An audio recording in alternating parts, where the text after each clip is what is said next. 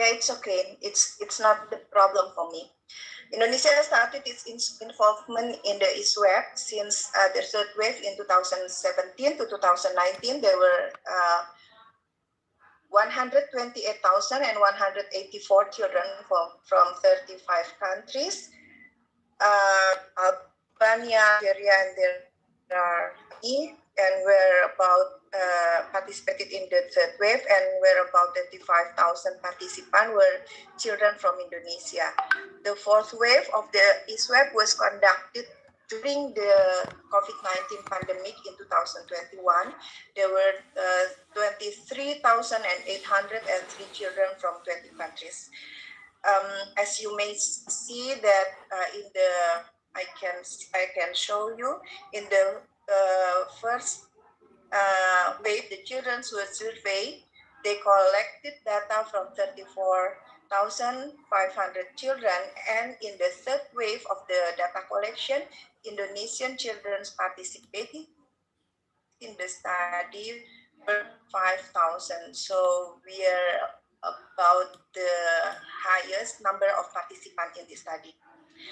Children's Wood has several psychometric scales, and we have already translated and adapted two psychometric scales into Indonesian context and can be used for children and adolescents in Indonesia.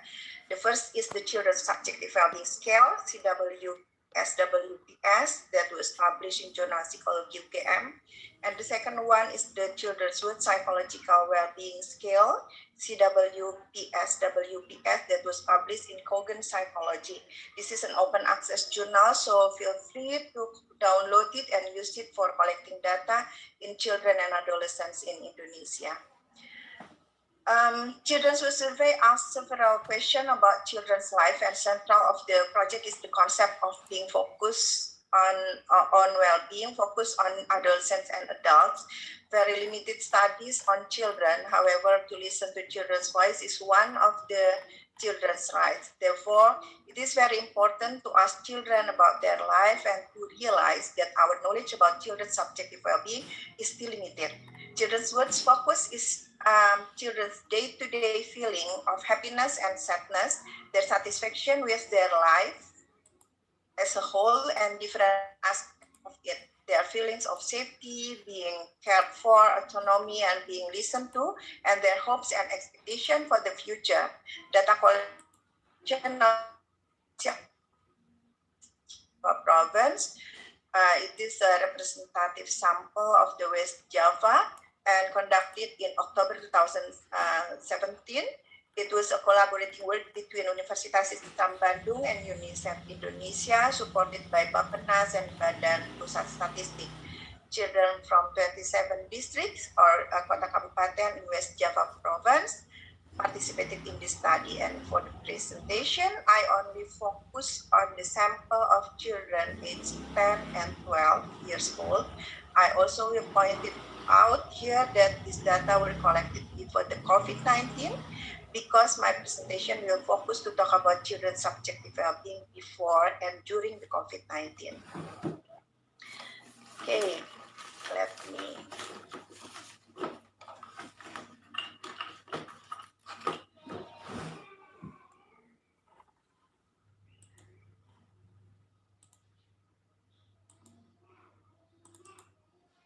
Okay. Now let's see our first results. These results present the mean scores of the subjective well-being of children by gender and age.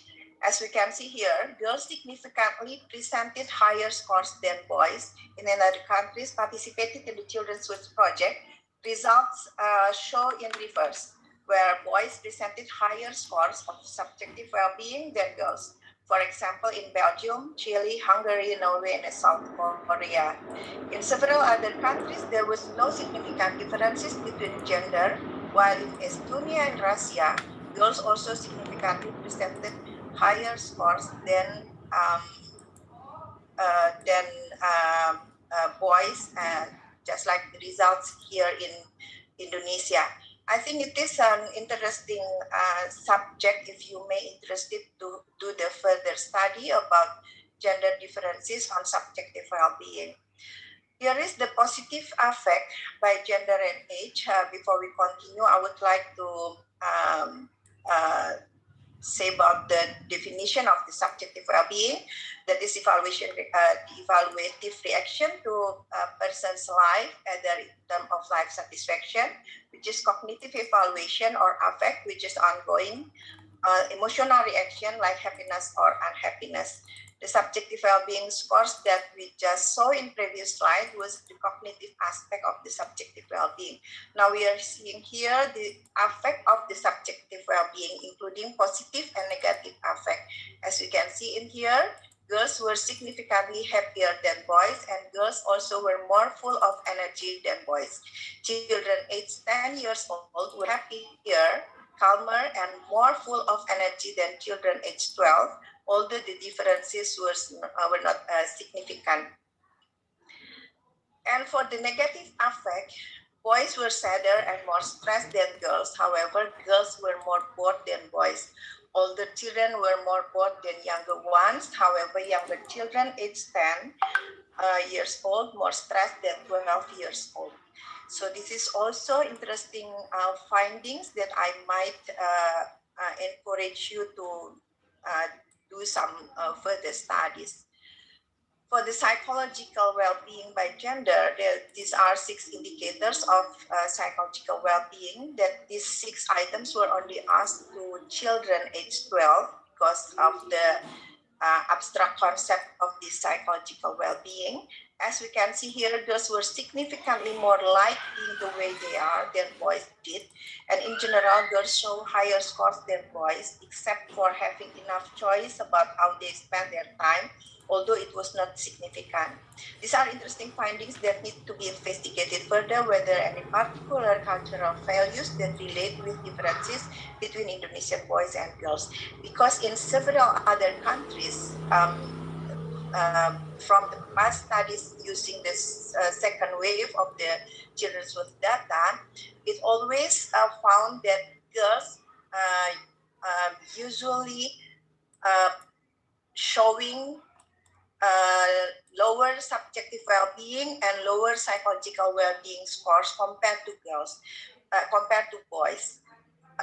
Boys significantly more happier and more full of energy compared to girls, but in Indonesia we found a little bit different results.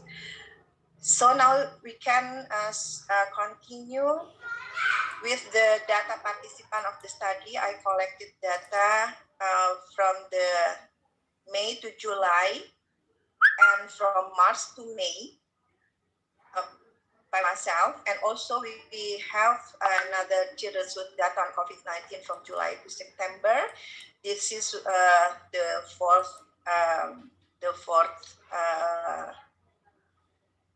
wave of the children's with study. Okay, subjective well-being by gender and age by before and during COVID-19. On this slide, we can see significant differences on subjective well-being scores on Indonesian children before and during COVID-19 using the children's with data in Indonesia. Subjective well-being scores of children before the COVID were significantly higher than subjective well-being score of children during the COVID-19. This result indicated how serious COVID-19 affected children's subjective well-being. During the COVID-19, children were confined at home, schools were closed temporarily, and children had to do the online learning. They could not meet with their friends in person. This situation affected on how they evaluate their life. As we have discussed previously, that girls show higher subjective well-being score than boys before the COVID. However, during the COVID, boys significantly presented higher subjective well-being scores than girls. This result suggested COVID affected more to girls than to boys. Worrying result also presented by children aged 12, where their subjective well-being score were the lowest among other groups. In the context of Indonesian children, age 12 usually are in the grade 6 of elementary school, and they were finishing their study and going to the middle school. It can be understood on how the COVID-19 affected their subjective well-being. In addition to that, usually children aged 12 are in the puberty period. Several international studies showed that during the puberty period, children, particularly girls, decrease their level of subjective well-being. This is the evolution of the subjective well-being mean scores before and during the COVID-19. I used the data from the third wave of children's work before the the COVID in 2017, and during the COVID, May to July 2020, and during March to May 2021, and the last one is from the fourth wave of the children's work study. Okay, the first one we can see in the chart here that subjective well-being mean score during the COVID-19 were lower than before the COVID-19 for both genders, indicating that COVID-19 affected children's subjective well-being. As time passed, girls adjusted to the situation, and it showed through increased subjective well-being scores over time. We can see here that in the first, before the COVID, the scores of children, the girls are quite high, but then decrease significantly when this COVID-19 started. The same happens to boys, but then boys still decrease the scores of their subjective well-being, and then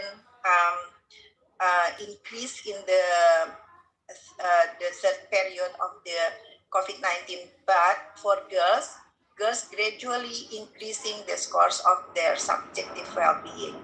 So I can say that because of the restriction during this period, this is the lowest score happened, and because they also could not meet with their friends and could not go to school. And this is also why it affected more to boys than to girls for the second period and the third period of the COVID-19. The evolution of positive affect before and during COVID-19 also showed that decreasing from the pre-COVID period, where full of energy showed the most considerable discrepancy of mean scores between the pre-COVID and the first data collection during the COVID-19 on May to July. This result indicates that children lost their energy, probably due to the limited various activities during the first year of COVID. And in the first year, people were still confused with the situation, and school were also closed. Professor Casas and I have one article published in Psychohumaniora about subjective well-being of Indonesian children before and during the COVID-19, I think. So you may read the full article in there. And also the evolution of negative affect before and during COVID-19. Here we can see that in the first year, boys and girls reported significantly higher stress than in the pre-COVID-19, decreasing in the first half year of the second year from March to May, and however, it increased again in July to September, but it did not obtain the mean scores of the first year of the COVID-19. This result indicates that children adapted to the stress situation during the second year of the COVID. That is how subjective well-being works. Unpleasant situation only show temporarily effect on life. So maybe you want to read about Q-means theory of homeostasis. So this is the best explanation about how boys and girls adapted to the unpleasant situation because of the COVID-19 regarding their negative affects. So when they understood a little bit about the situation of the COVID-19, then they are adapted to the situation. As Professor Farhan will explain later, only very stressful life event may have more serious consequences. Mental health problem may appear, particularly depression.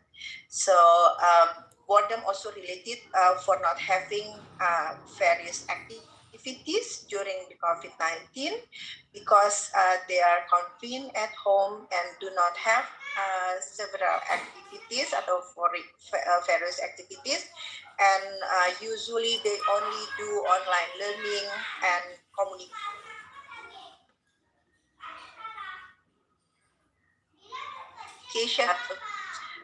The time of this international webinar and subjective well-being, I would like to present to you this one question in the Children's Subjective Well-being questionnaire. Do you have enough food to eat each day? So I present here the before and during COVID-19.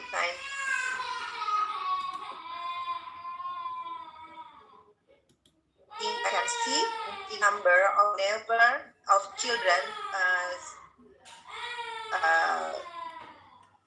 answered never have enough food to eat each day, and also decreasing number children that answer they always have enough to eat each day. So this presented that during the COVID-19, children have some problems about having enough food to eat each day. I have another article with Professor Casas in another journal about material well-being and deprivation during the COVID-19 that you might want to read deeper and understand deeper about these results.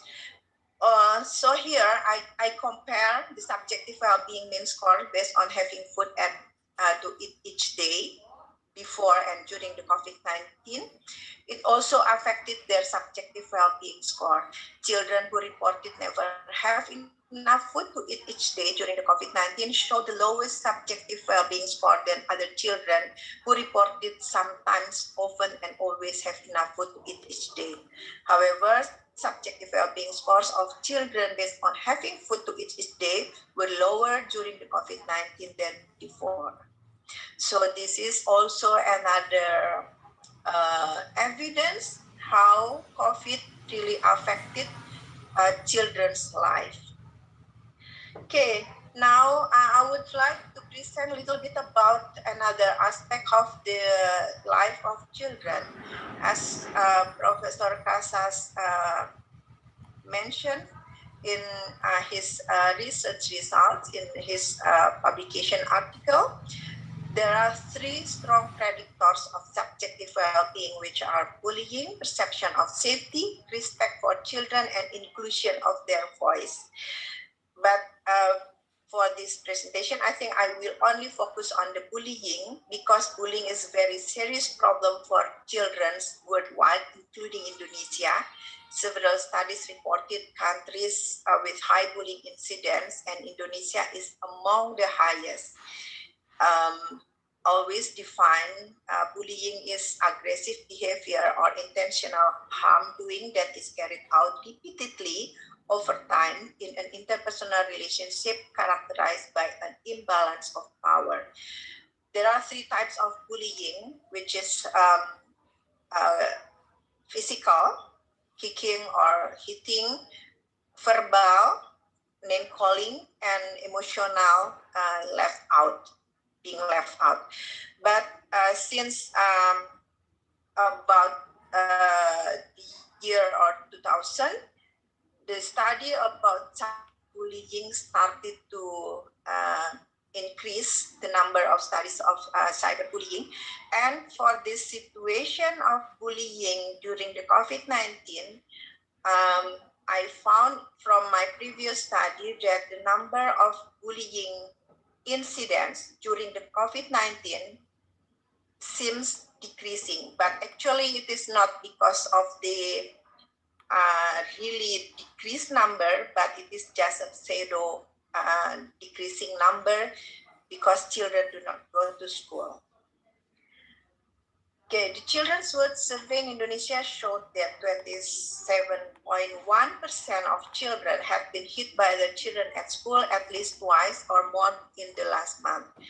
36.7% of the children have been called unkind names at least twice or more in the last month, and 26.5% had been left out by other children in the class at least twice or more in the last month. Bullying is very serious and it affects the level of subjective well-being of Indonesian children. The incidence of verbal and psychological bullying both in school and at home is very worrying. Physical bullying seems to happen often among Indonesian children, both in school and at home, and apparently many of the bullied children adapt to the situation because of habituation. I found several, maybe I can say sad facts about how teachers not really aware about bullying happen in their schools because teachers, particularly teachers that I know here when we collected data in West Java, usually only thought that calling name, saling mengejek, it's only about joking among children. So teachers do not really take into account that name calling is part of the bullying. And then when the bullying is getting more serious, like physical bullying, kicking, and being left out the children in the class, or even when it caused the physical injury, then a teacher just realize later. So sometimes, if I may say in Sundanese, usually teachers said that, kamu terlalu baper, teman kamu cuman hore. So teacher only think it is only about joking, and the number of bullying incidents still increasing because of this misperception about the concept of the bullying. So since Indonesian children, I can compare with results from another countries, since bullying really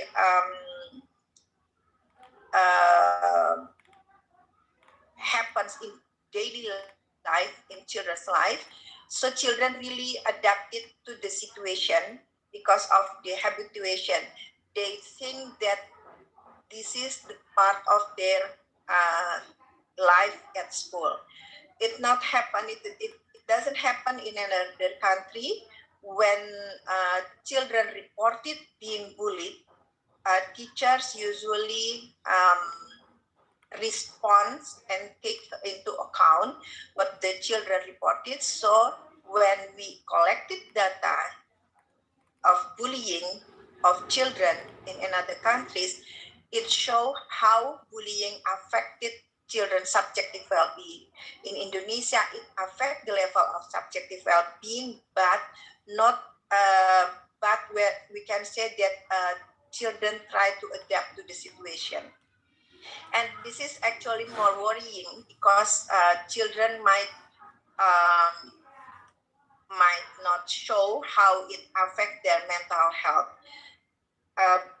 Here, being bullied demonstrates a significant negative contribution to the subjective well-being of Indonesian children. Being hit by siblings displays significant effect on the subjective well-being for age 12 and 8 years old, while being called unkind names by siblings showed significant effect in the 3 age groups.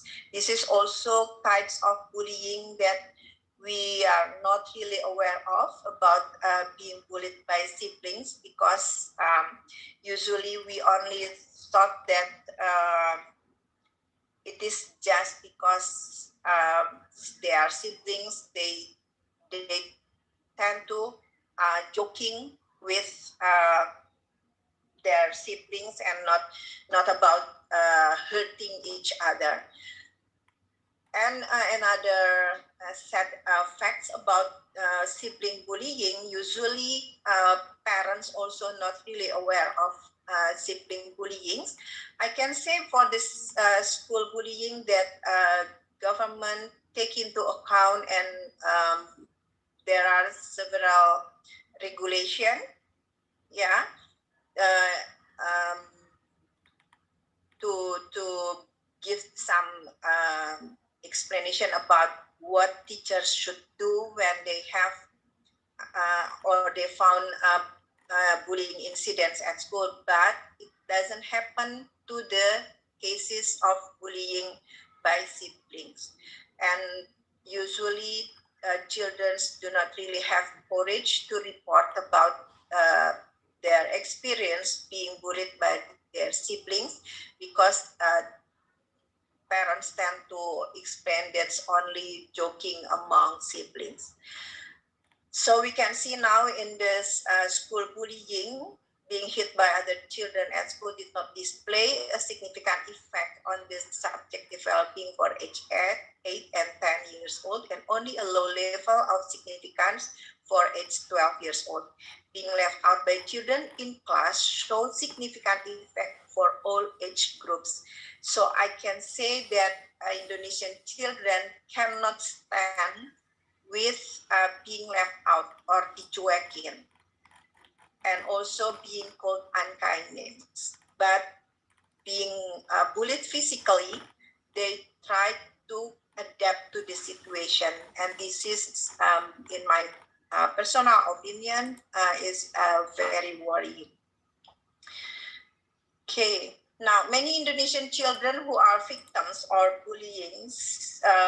victims of bullying seems to have adapted to the situation, but in general their score are significantly lower than non-bullied children, with the exception for the children 8 years old. The incidence of bullying in Indonesian children is very worrying, and it must be taken into account by parents and teachers that these children may be at risk, although they remain passive to the situation in apparently of a non-conformist way by reporting rather high subjective well-being scores. Now we can see here the bullying before and during COVID-19.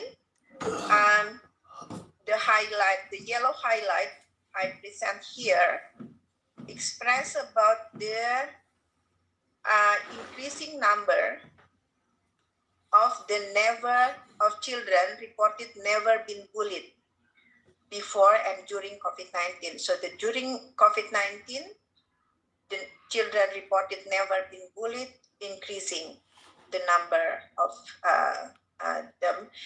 Also for the called unkind names, children who reported never been bullied increased the number during the COVID. However, the number of children reported have been bullied more than 3 times, decreasing during the COVID-19. If we only see these results without knowing the context, we may think that during the COVID-19, the number of incidents, of bullying incidents, decreasing. But particularly it is not, because it is only pseudo decreasing number. In fact, children still experience bullying, but not in person, or we may say that traditional bullying. In fact, children experience cyberbullying because they did the online learning. So the process of learning, communication with friends, and so on, conducted by online. So the bullying only just moved from traditional one in the face-to-face bullying to cyberbullying, that they experience bullying through online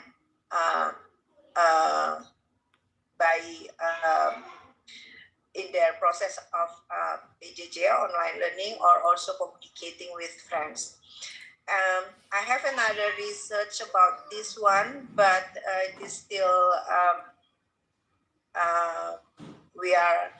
Professor Casas and I are still writing the paper, and we will explain about why this happened between the comparison between bullying before and during the COVID-19. I think I will finish my presentation. Here are the references used in this presentation. Feel free to contact me when you need my publications. And I also hope by hearing this presentation, it might um, it might give some ideas for conducting further studies, because research on children well-being, I can say, are still limited. Professor Casas mentions in several presentations that we don't know anything about children by studying their life through parents. Therefore, we need to learn about their life from their personal report, because voice of children are important, and listening to their voice are part of their rights, yeah, because the expert of children's life is the children themselves. I think that's what I can present. Apologize for the unpleasant presentation with the showing with the explanation, but I do not know how to change it. So it's just I think it is just fine, because it might also give more explanation and easier for the audience to understand what I'm saying about. Okay, thank you so much for the time. I give it back to the moderator.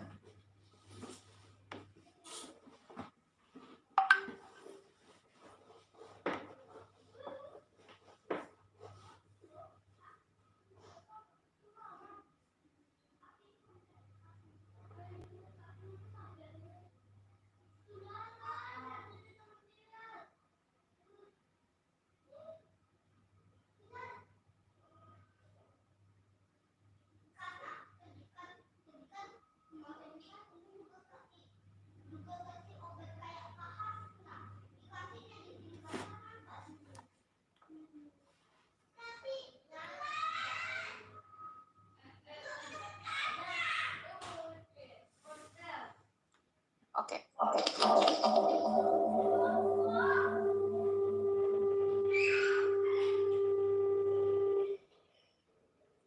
Okay.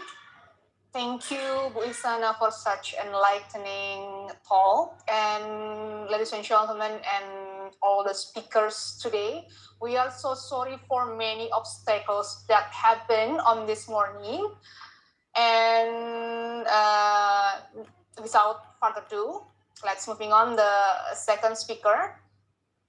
Okay, let me say hi to Miss Luki Adesesiani.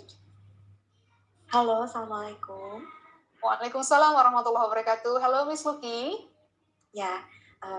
Could you hear my voice? Yeah, I can hear clearly. Do you hear mine?